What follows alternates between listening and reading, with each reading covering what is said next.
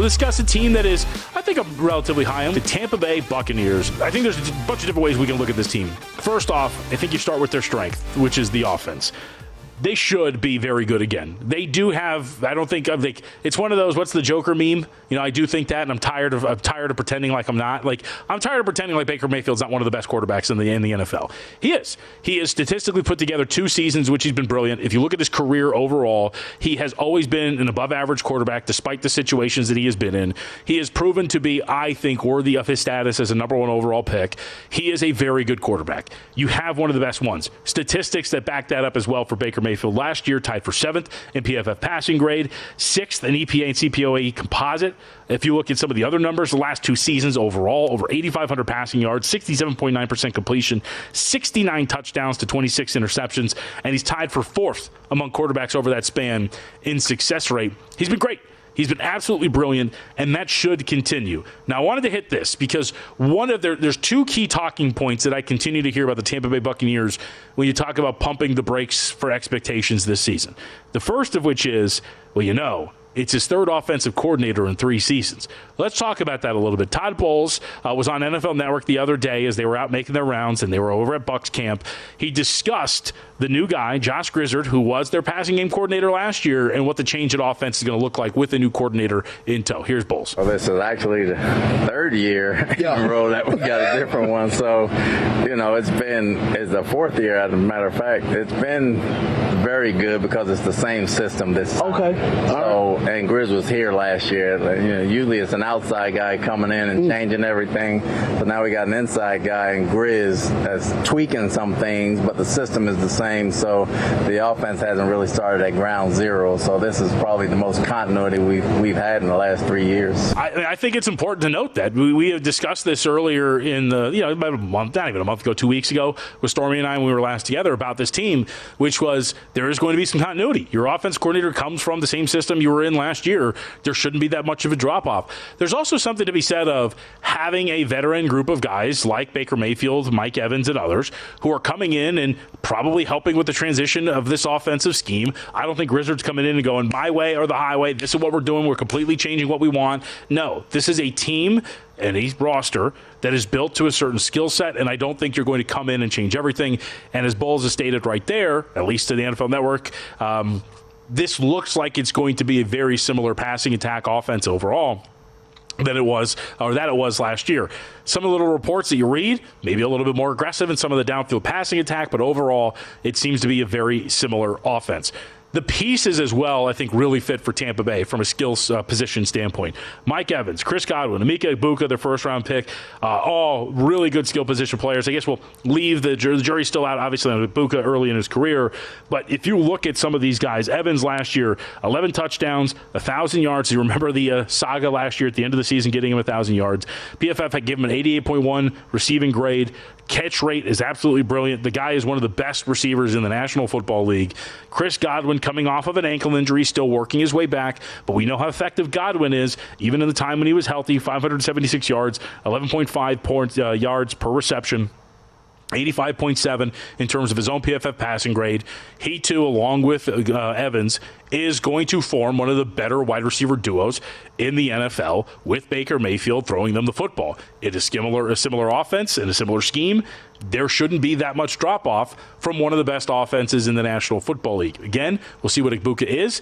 If he hits anywhere near what he potentially could be or what it looked like he could be when he was playing in college, then all of a sudden you're looking at a wide receiver group that is 3 deep and extremely talented for the Tampa Bay Buccaneers. So the first of 2 talking points has been the new offense. The second has been the injury to Tristan Wirfs. Wirfs, of course, is dealing with this knee issue that has kept him out, currently on the PUP list. Again, has to be activated before final cuts, or he has to miss the first 4 games of the regular season. Again, to Bowles, I didn't find this clip, but he was quoted as talking about this. This is from July 22nd on what Wirfs' status is going to be from Todd Bowles. Said, quote, "I just know he'll be ready sooner rather than later. I don't know if it's week 1, 2, or 3. He'll definitely put the work in, so I don't have a problem with that." I've heard a lot of, hey, I don't know, man, Wirfs, this injury, it could derail the season. I understand how good Tristan Wirfs is, and I understand that behind Wirfs, there's not really a lot of great options at that specific position. But the rest of the offensive line is great. There are some outlets and some that rate these offensive lines that give this at full strength, the Buccaneers that is, a top 5 to top 7 offensive line in the NFL when they are fully healthy. The right tackle, right guard position works out extremely well for this group. This is one of the better offensive lines in the NFL with Wirfs in there.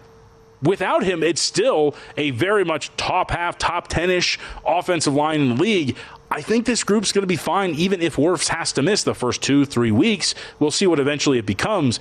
But I don't think that's enough for me to come off of the thought that the Buccaneers could be one of the better teams there in the NFC South. And then, of course, we should note, after all of this, we talked a little bit about the skill positions when it came to pass catchers. A full season of Bucky Irving behind one of the better offensive lines in the NFL could be really, really good for the Tampa Bay Buccaneers. For those who don't remember, 17 games, 3 starts for Irving last year, 1,100 yards, 5.4 yards per attempt, 8 touchdowns. He forced 57 missed tackles, had 27 runs of 10 or more yards, averaged 4 yards after contact per attempt last season, according to PFF.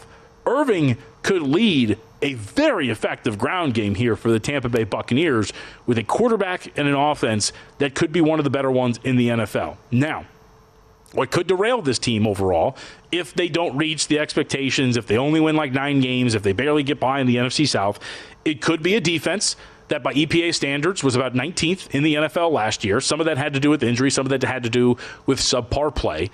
But in today's NFL, I will take a team whose defense could be a weakness with a great offense. Now, we're probably thinking, all right, well, Cincinnati was like that. Cincinnati's defense was abhorrent last year. It was one of the worst. The Buccaneers, I think, can creep back toward being an average defense this season. And if that is the case in a relatively weak division, despite the fact that I think this show is very high on Carolina, that is a team that, with an easy schedule, we should note the 10th easiest schedule in the NFL by projected win totals, could do a lot of damage in the NFL. So what do you do with Tampa Bay? I wrote down a couple of things for potential futures, betting options, whatever it is. Again, as somebody who is high on Baker Mayfield, 25-1 to win MVP, I think is in play for this Bucs team for Baker Mayfield. Passing yards for the regular season, after consecutive 4,000-yard seasons for Mayfield, his passing yards are set at 38.25, so 3,825.5. Passing yards, minus 110 on both sides. Bucky Irving, the explosive running back who's going to take over this starting gig for the Tampa Bay Buccaneers, rushing prop for him for the season is just set at 1,000.5 yards. So just asking him to get over that mark, get 1,001 rushing yards, I think is totally doable. I wanted more on this, but I wanted to throw it out there. I don't think it's going to happen. He has the offensive line to do it, though, and he is explosive enough. I don't think he's going to average over 5 yards a carry here. But Irving's 20-1 to lead the league in rushing. That I wanted more of, was kind of shopping around to see what you could get for it. He's got the explosive ability to have a really strong year, but I was hoping for more in the range of like 40-1 or so, given what the competition is going to be for the rushing title. But you can find that at 20-1. And then, of course, as we have discussed, Anna Burke wrote a great article about it up in the NFL Guide as well. When you're playing some of these win totals, it benefits you to go outside of just the general win total that the market is set at, which is 9.5 here, over 10.5 wins for the Tampa Bay Buccaneers. Over is at plus 165.